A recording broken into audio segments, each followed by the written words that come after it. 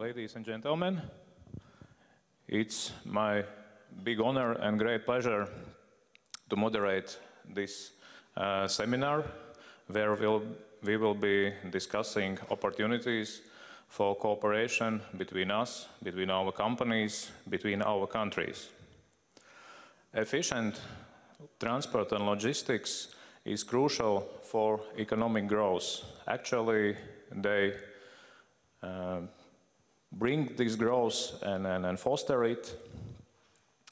Moreover, first-class logistics solutions and products forms the backbone for any economy, for any economic cooperation. And actually, all of us can gain from this economic cooperation. Any cooperation starts with something, and this something is probably getting to know each other better. Latvia, as a gateway between CIS countries and Europe, has gained a significant expertise in logistics. Our three ice-free ports, as you saw from this short video introduction, our favorable taxation system in combination with skyly skilled specialists has brought to our country enormous economic growth. So, once again, Latvia is here for cooperate with you, to bring people together and to facilitate any trade routes that we can put together. So I wish all of us successful seminar and fruitful discussions afterwards. And now I would like to give floor to Ms. Indra Freiberga from Latvian Development Agency. Please.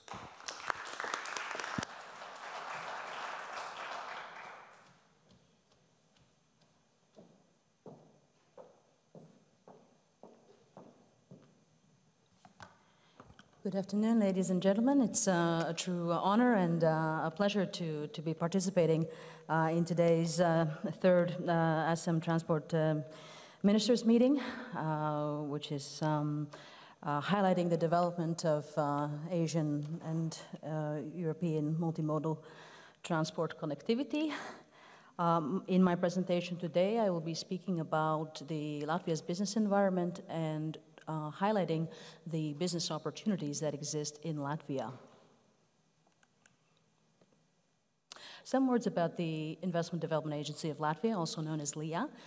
We are a government agency. We work under the supervision of the Ministry of Economics, and we have four main functions. One of them is related to the attraction of foreign direct investment into Latvia. Foreign direct investment is, of course, a key driver for one of the key drivers of Latvia's economic development. We also act as a trade promotion agency, so we're working very closely with local companies who are looking to at markets abroad, who are looking to find partners abroad. We are assisted in this work by a network, an international network of 19 representative offices. Located in Europe, located, I'm pleased to say, in Asia as well. We have offices in Tokyo, in Beijing. We have just opened a representative office in Singapore not so long ago, and as well in Shanghai. And I think this is just a reflection of the interest that Latvian companies have in the Asian market, just as it is a reflection of the interest of Asian investors in investment opportunities in Latvia. We offer a range of services. They are all free. They are range from providing general business information about the different sectors, about the economy. We link up companies with potential partners, of course, and we also assist potential investors in identifying, for example, potential production sites. We have links with municipalities and, of course, with relevant government officials. Now, of course, accessibility is a key word for any business, and Riga International Airport is truly a hub for the Baltic region. It has been growing tremendously over the past years. During the past 10 years, the number of passengers has grown 5 times. There is also planned some modernization, a modernization project with support from the European Union funds, for example, for the improvement of taxiways and the modernization of lighting infrastructure. This Riga International Airport truly is important for not only Latvia, but for the Baltic region. It was mentioned earlier that Latvia acts as a gateway between Europe and the CIS. This is the Commonwealth of Independent States, because of its strategic geographic location, because of course, the well-developed transport links, the 3 ice-free ports of Riga, LIAA, and Ventspils. At the same time, Latvia is also acting as a natural bridge for traffic between Europe and Asia. It was mentioned earlier that truly European-Asian overland rail transport is a viable reality today. Certainly Latvia is part of this interconnectivity and is able to offer a wide variety of services. This is supported by developed infrastructure. In addition, Riga is not only a transport logistics hub for the region, but also a center for economics and trade. The city, Riga, is the 2nd largest North European city, and with a population of 643,000 approximately. I think what's interesting to note that out of a population of 2 million people, the Riga and its agglomeration is actually just over 1 million. So this gives you an idea of the market size and also the opportunity for companies who are looking to establish a presence in the Baltics.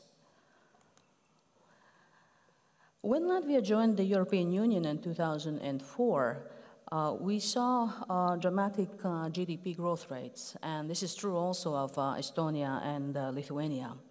We saw also that there was a doubling of foreign direct investment every 3 to 4 years, thanks in part to joining the European Union. Of course, then came the economic recession and the crisis in 2008, 2009, and Latvia, like so many other countries, was also affected by this. Fortunately, the country, we were able to receive financial assistance from the IMF and from the European Commission. At the same time, the Latvian government was working very actively in undertaking a series of structural reforms, in undertaking a consolidation of the public sector, with the result that there was not only a recovery from the crisis, but a very successful and dynamic recovery from the crisis. And I think that what is interesting to note here, that out of the GDP, if you look at the gross domestic product by kind of services, you will note that a large percentage, in this case 13%, of services is linked specifically to transportation and storage. Of course, Latvia is a major transit country for the transportation of Russian, Kazakh, and Belarusian commodities coming and transiting through Latvian ports and utilizing Latvia's transport system. To give you some idea about Latvia's growth rates for the future, here you can see that, for example, in 2013, the GDP growth rate was 4.2%. This was the highest GDP growth rate in the EU. Over the coming years, there's of course been a slight dip or in terms of GDP, but it is expected to recover and by 2016 to reach over a 3% growth.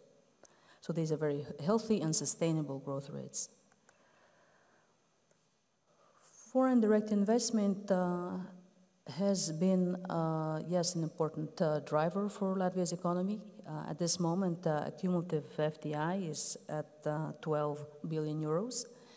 The investors, foreign investors in Latvia are diverse, but they tend to be linked to our neighboring countries.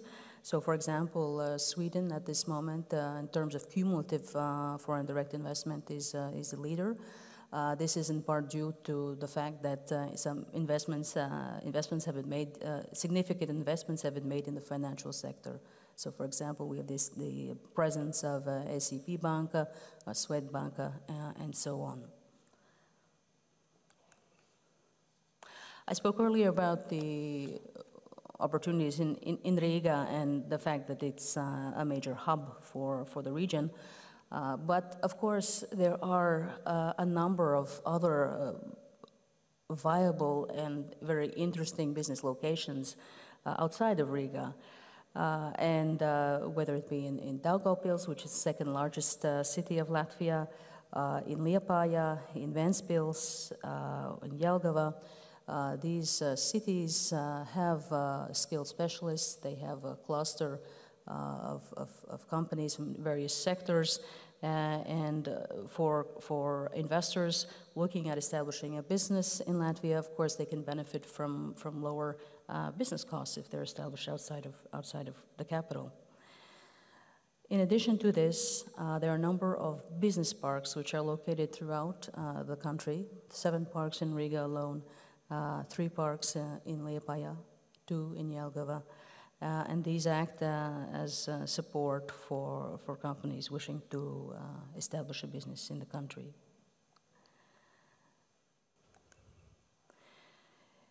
It must be said that the foreign investors are equally treated. They are treated just as local investors in the sense that they have the same rights and duties, and it's possible for international companies who are established here to buy land and to buy property, to be the sole founder and owner of a company. And the tax system is really quite straightforward. The corporate income tax rate has been reduced to 15%. It's a flat tax rate. It's in fact one of the lowest in the EU, and this was implemented by the government as a means to stimulate investment into the country. There are a range of business incentives that are available to companies in Latvia, and I will just go over them very briefly. In terms of tax incentives, one of the highlights is the existence of special economic zones. There are 4 zones in Latvia, in ports of Riga, Ventspils, and LIAA, but also in the city of Rezekne, which is situated on the eastern part of the country. And what these special economic zones offer are tax credits. And it's possible to obtain a tax credit, for example, of between 35% and 55% of your total investment in the form of a 80% rebate in corporate income tax and 80% rebate in real estate tax. In addition, there is a corporate income tax rebate for large-scale investment projects. If an investor comes to Latvia and has an investment project which is between 10 million and 50 million euros, then he or she will be able to benefit from a tax rebate, in this case 25% rebate of total initial long-term investment, which is quite significant. If the investment amount is over 50 million euros, then a tax rebate is available of 15% of the total initial long-term investment. As well, tax incentives have been put in place for a beneficial depreciation ratio for new technological equipment and also for R&D activities. At the same time, losses can be carried forward indefinitely. In terms of support for labor, there are in fact a number of grants which are available, and these are still grants which are part of the old programming period, which is from essentially, it's still possible to apply for these grants this year. These grants are for companies who wish to, who need some assistance. In other words, they can utilize the services of the State Employment Agency, for example, who can assist them in employee selection. There's grants for the training of unemployed people, for the training of disabled persons, and so on. There's going to be, of course, a new programming period from 2014 to 2020, and we believe that it's possible that these very similar types of programs will also be offered. Financial incentives are also available in the form of state and EU rendered loans, in the form of credit guarantees and venture capital.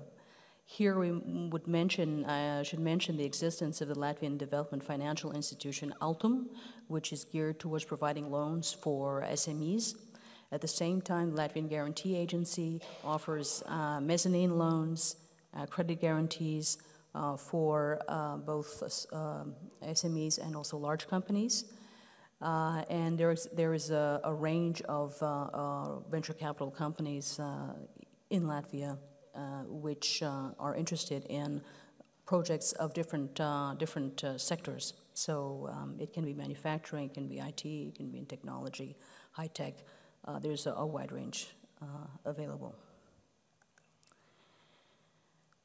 Of course, the financing available from the EU is for the new programming period is important as an assistance in Latvia's economic development and assistance to companies.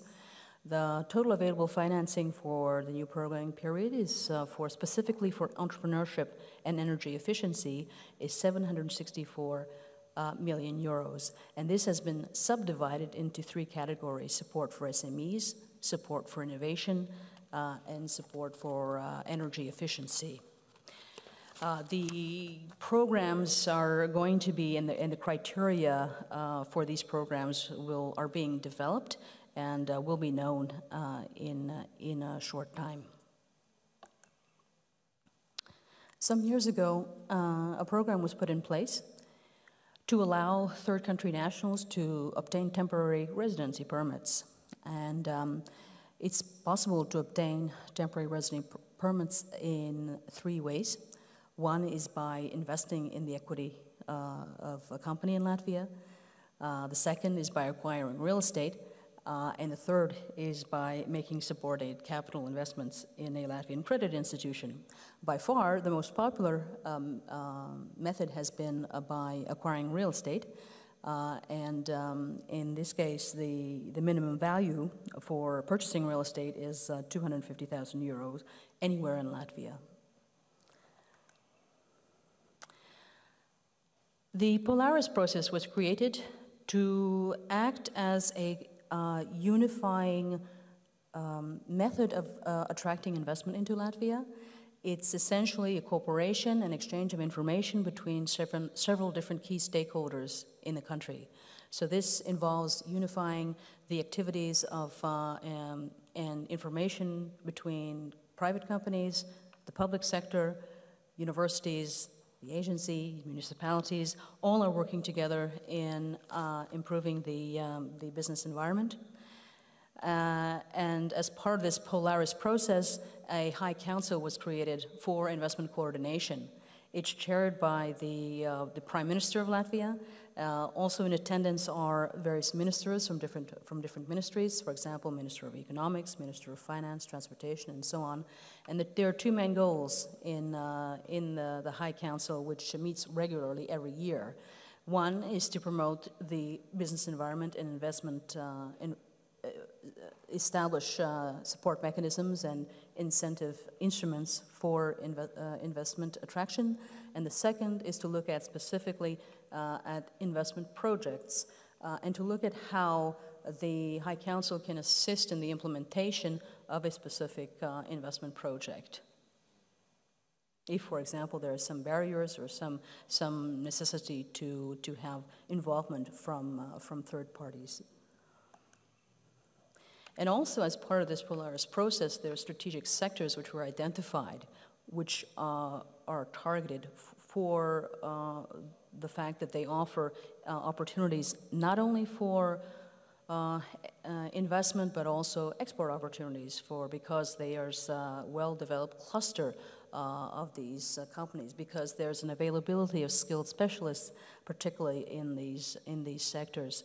And here they are listed: woodworking, metalworking, machinery and electronics.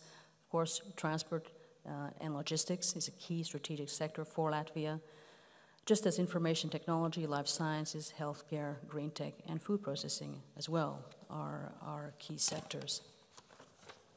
And to end off my presentation, I thought it might be of interest to highlight some examples of transport and logistics companies that have been successfully operating in Latvia that are from Asia and region. In this case, this example is of Cargo Services, which is from India. They've been in Latvia since 2001, and they offer a range of services from road transport to ocean, railway freight services, and warehousing services. They have been operating quite successfully for these number of years. Another example is Riga Universal Terminal, which operates in Riga Port. And here, these are investments from companies from Singapore, Japan, Latvia. It should be said that in 2013, Mitsui, via its subsidiary Portex International, acquired the terminal, and it was essentially the services that are being offered range from frozen food, cargo handling, to container handling, warehouse services, and so on. So this was a major investment in that sector. Some other major investment projects just last year, Transneft product invested 52 million in CL Latros Trans. I can mention a range of others, but really this is to say that there are great opportunities, not only in transport logistics, but in other sectors as well. I invite you to look at the business opportunities that Latvia can offer, and thank you very much for your attention. Thank you.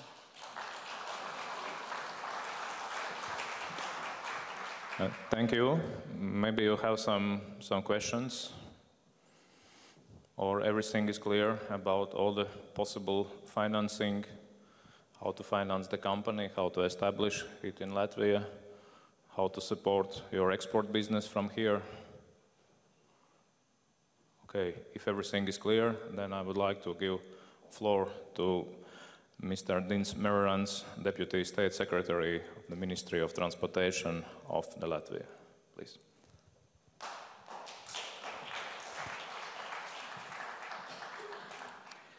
Good afternoon, ladies and gentlemen. I'm extremely pleased to see you here. And now I would like to offer you to take part in an exciting and rather detailed journey in the sector of Latvian transport and logistics. My presentation, although rather detailed, will consist of three main parts. First of them being a general overview of the sector. Secondly, I will touch upon railway possibilities here in Latvia.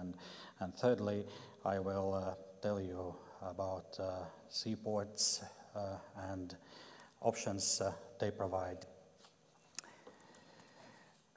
As you can see, there are three main seaports in Latvia, which is Riga, Ventspils, and LIAA. They all are enjoying free port status and all the advantages which were also mentioned by previous speakers. Cargo turnover in Latvian ports is increasing steadily and now has reached the level of 74 million tons per year. The main types of cargo currently brought by Latvia is coal and oil products, but wood products, roll-on, roll-off, and containers are important priority to develop them in the future. Containerized cargo turnover in ports is increasing and having the stabilizing tendency during the last couple of years. Latvian seaports are very well connected on the seaside with many feeder lines in the Baltic Sea and Ro-Ro lines. You can see that these are container ship lines like CMA Unifeeder, MSC, Maersk Line, and others. The benefits from using options Latvia provides on the railway part are those having the single infrastructure with most of our neighbors to the east. That means single rolling stock, unified information exchange system, and documentation. Those benefits will clearly provide you with no need to spend additional times on certain procedures. Cargo turnover in railways is now around 60 million tons per year. On another hand, cargo structure by type of goods is seen on this slide, and you can see that containers in 2014 formed 2% of all the cargoes. Splitted by years from 2040 till 2014, you see that it also has increased, reached its current peak in 2012, and now is around 100,000 TEUs.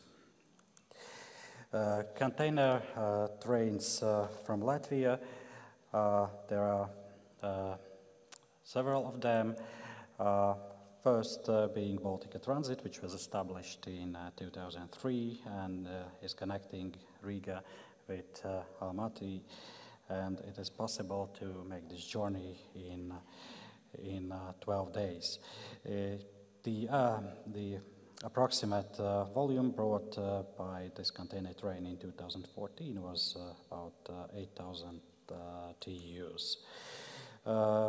Baltic Transit will certainly develop in next years, and our plans are to extend it to the China, the main market being Urumqi and Xinjiang region. As well, on the other part, there is an option to distribute goods brought from Asia in the Baltics and Scandinavia. There was a test train organized in 2008 and demonstrated results.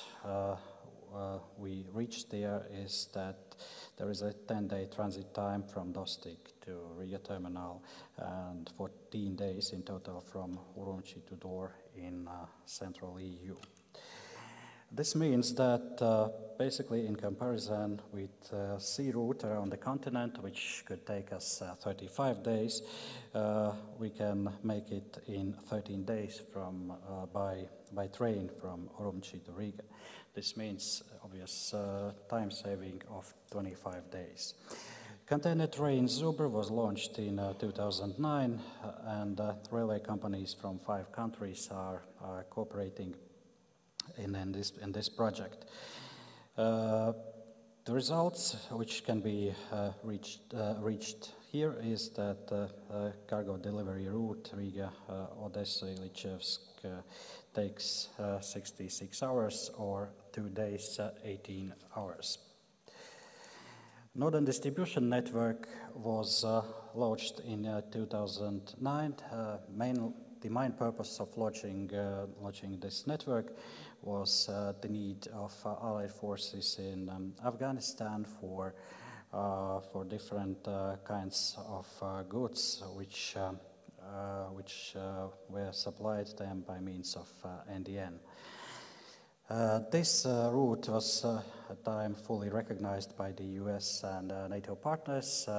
It continues to operate by the present day, and the knowledge, the experience gathered during development of this route can be used also for purely commercial purpose. Container train Riga Express is run since 2010 by private rail operator, which runs weekly container service on the route from Riga to Moscow and provides a full package of services. To conclude on distribution options, I have to emphasize that Latvia is a perfect place to provide logistic and distribution services in Baltics and Scandinavia. Within 24 hours, Baltic states can be reached and the goods can be delivered even to Helsinki, Stockholm, and Warsaw. In 48 hours, we provide deliveries to any customer within Scandinavia with a total consumer market of 26.4 million people. And it is possible to use any type of transport, road, rail, sea, or air. Freeport of Riga is the largest one with a total port area of 6.3 hectares and with maximal depth of 16 meters. The cargo turnover in Riga Freeport shows a growing trend and has reached 41 million tons last year. The main types of goods accommodated by this seaport are chemicals, coal and oil products, as well as wood, roll-on, roll-off, and containers. Containerized cargo turnover in Freeport of Riga is also increasing and reaches nearly the doubled volume in the period from 2004 to 2014. 33 stevedoring companies are operating in the Freeport of Riga. 16 companies operate customs warehousing. 7 companies provide different added value service. Dry bulk handling is provided by 19 terminals, and liquid bulk handling, on the other hand, they have 10 terminals. General cargo handling, 20 terminals with 9 types of cargo, timber, ro-ro, and refrigerated cargo. Container handling is also available in the Freeport of Riga. Development projects is made both by port authorities' investments and private investments. Just a few of them I would like to mention is deepening of the fairway from to 15-17 meters and multifunctional dry bulk terminals on Krievsala, as well as modernization of railway network. Free land plots for development of different logistic and industrial projects are available within the limits of Freeport of Riga. Freeport of Ventspils is a port with a total port area of 2.6 thousand hectares with a maximal depth of 70 meters and maximal vessel draft 15 meters. Total cargo turnover is quite stable and reaches around 26-30 million tons. Ventspils historically has been a port for chemical goods. Nowadays, they are developing very actively different new services and industrial projects. Dry bulk handling is provided by 6 terminals, liquid by 4. General ro-ro and containerized cargo handling is also available, as well as oil product pipeline connected with Belarus and Russia. Pipeline capacity is 6 million tons a year. Passenger traffic is also an interesting feature in the free port of Ventspils, having regular liner services with Sweden and Germany. The biggest development projects in Ventspils is Northern Port project, where in the area of 100 hectares and possible landfill in the sea, there are possibilities to obtain long-term 40-45 years and land lease agreements. What is important to mention perhaps is that Ventspils seaport attracts at least one additional business to their territory every year, and they lease the land for just only 20 euro cents per square meter per year within the territory of the seaport. Development sites for industrial, technology and logistics companies projects are also available. Port Authority is preparing land plots and even constructs the premises for particular industrial projects. The investor has just to put their technologies in. Different industries, as I mentioned, are operating in the industrial zone of Freeport of Ventspils. Just a few examples: CM Almar Sheet Metal, providing metalworking products for automotive industry, and being a supplier of Scania, Volvo, MAN, Caterpillar, and others. SIA Ventspils Mitināšanas rūpnīca produces steel products including oversize constructions. SIA Euro LCDs, manufacturer of LCD panels and 3D displays. And the producer of electronic components producer is also present. LIAA special economic zones. During Soviet times, this was the purpose of this seaport was mainly military. Now it's a multi-purpose port with a total area of 1.2 thousand hectares and maximum depth of 12 meters. The total cargo turnover in this seaport is around 5 million tons in average. More than half of the goods in the seaport is currently grain. The terminals provide dry bulk handling, liquid bulk handling, general ro-ro and containerized handling as well. In port, there operates ship repair and shipbuilding companies, as well as yacht service. Passenger traffic is a feature which can also be found in LIAA seaport with the routes of companies Stena to Germany. Business infrastructure available in LIAA is widely developed and consists of a special economic zone as well as additional territories for development and industrial capacity.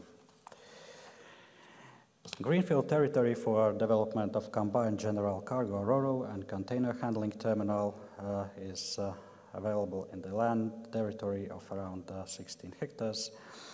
And greenfield territory for development of combined general cargo ro-ro and container handling terminal is also available on the territory of 25 hectares. Thank you for your attention. This was, I imagine, a really swift trip to the detailed features of Latvian transport and logistics sector, but do not feel upset if you did manage to catch some numbers or facts or data which is of interest for you. The organizers will provide a complete presentation to all of you after the conference, and I would like to mention that representatives of Latvian railway companies, seaport authorities and companies operating within those seaports are here, and in case of interest, you are very welcome to contact them, and I bet that they will be extremely glad to provide you with more details about their businesses. Thank you.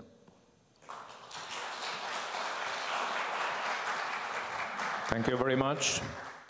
Now when we have got all the information how to establish company in Latvia, how to get money for development, where to do the business, about the available infrastructure. Now probably I will change from the lower level to the upper level, and then let's go a bit into detail about what is possible in Latvia from the logistics point of view, about the services, and then some probably issues that are unique and interesting in Latvian logistics business. So now I'm switching to the next floor.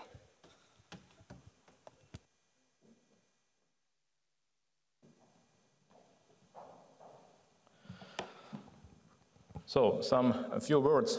At the beginning, we should somehow start with very slight mathematics. And if we are putting that L is equal to L, then Latvia is equal to logistics. That's simple. I'm representing Latvian Logistics Association, and you see there are two logos. Another is Latvian Supply Chain Cluster.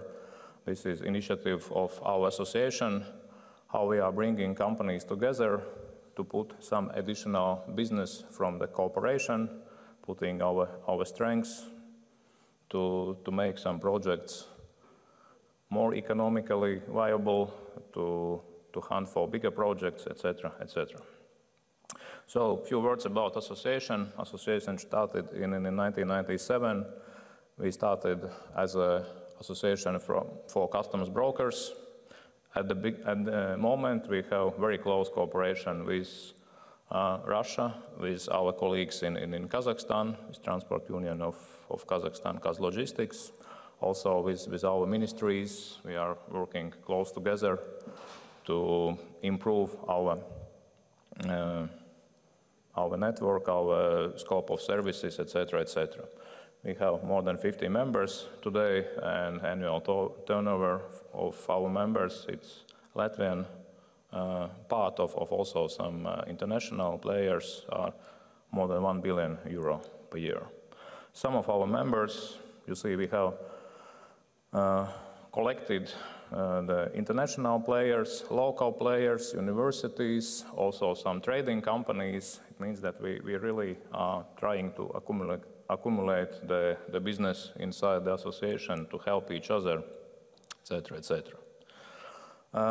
Some few slides you have already seen from the Ministry of Transportation, but once again, I'm saying that Latvia is a member of two unions. One is dark green union, which is wide gauge system of railways. And we have the same railway system from Latvia up to China border. And also politically, we belong to European Union. It means that from Latvia you can distribute your goods in any place in Europe without any documentation, without any problems, etc. So how it looks in practice, using this dark green territory, you are just making one waybill, starting from China border up to Latvian port, and that's it. No need for translation, no need for any other activities, just use it. This you have already seen, this time-wise. I'm switching further. Politically, if we are looking where Latvia is located on the global map, you've seen that Europe and neighboring countries has agreed main transport corridors between those countries, and one major corridor, which is in red color. You see that Moscow is linked with Latvia directly. It's one of the corridors that are recognized by EU and also by Russia and CIS countries. So, about the logistics sector overview, I think that I will not go in detail here. You already heard it from previous speakers. Our transportation system is rather complicated, and at the same time we are covering all modes of transport within such a small country like Latvia. And we have 3 I3 ports located in just 100 kilometers each from other.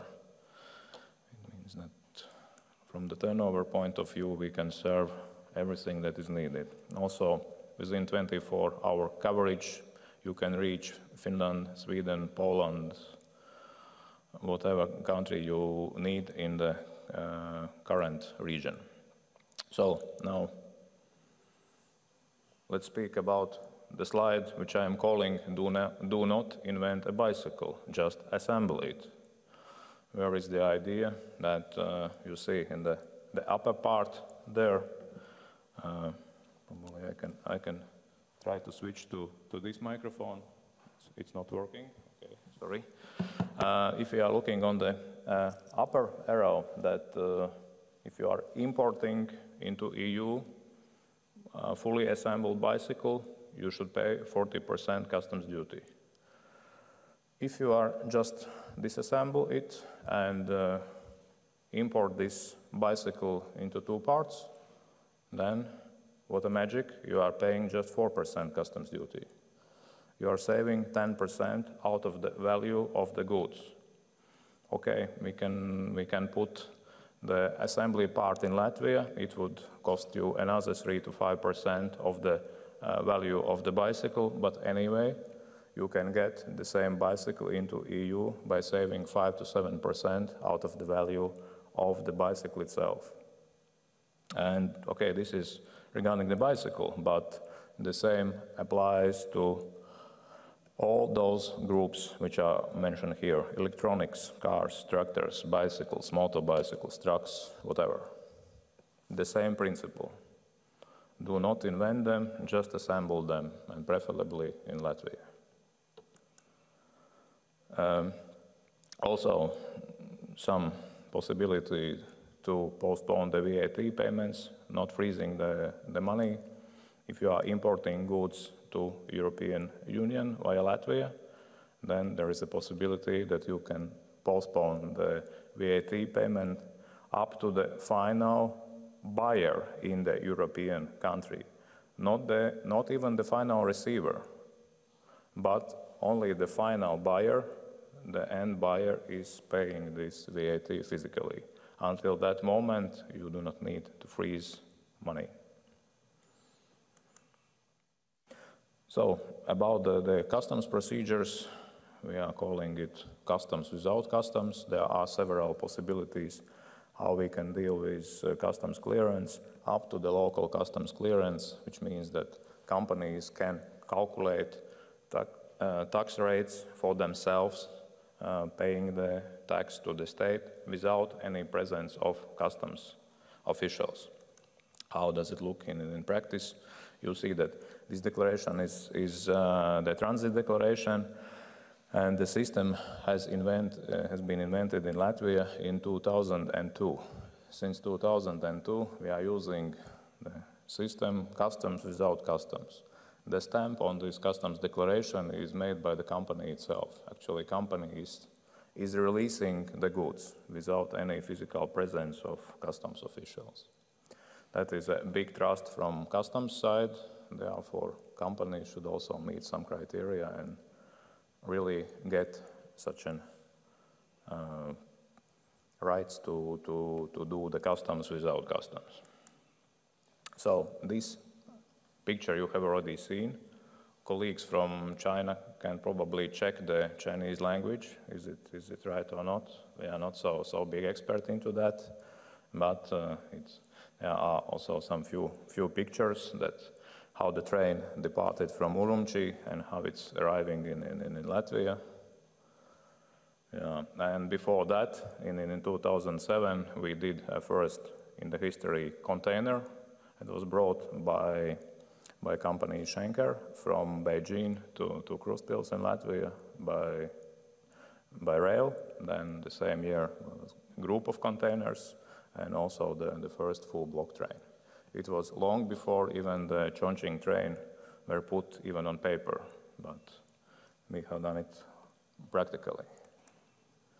So about Baltica transit train, Ministry of Transportation already introduced it to you in a very, very detailed level, therefore I'm switching over. Where to put your money in Latvia? There are several places available and several priorities set by the Ministry of Transportation, which could be most appropriate points for that. These are put with the red squares, you'll see them there. But of course, any other place in Latvia, as Investment and Development Agency has already described, is appropriate, and a lot of benefits you can get by using Latvia. So, main opportunities, it was, to summarize it, perfect setup for cargo flows from third countries to Europe, and ideal place for regional distribution centers. It's all there at your service. Latest trends, our association and also our colleagues from other associations are really working very close together with ministries, Ministry of Economics, Ministry of Transportation, Ministry of Finance, to get more and more attractive aspects into our legislation, into our practice, how the customs clearance is made, how all the control procedures are done, to speed up all this process and to better serve those flows that we are today discussing. So, thank you very much for your attention, and we are just a few minutes behind the schedule, but anyway, I'm so happy that nobody is sleeping. Thank you for that, and maybe have some questions, or we can continue our discussion at the coffee tables. Okay, thank you.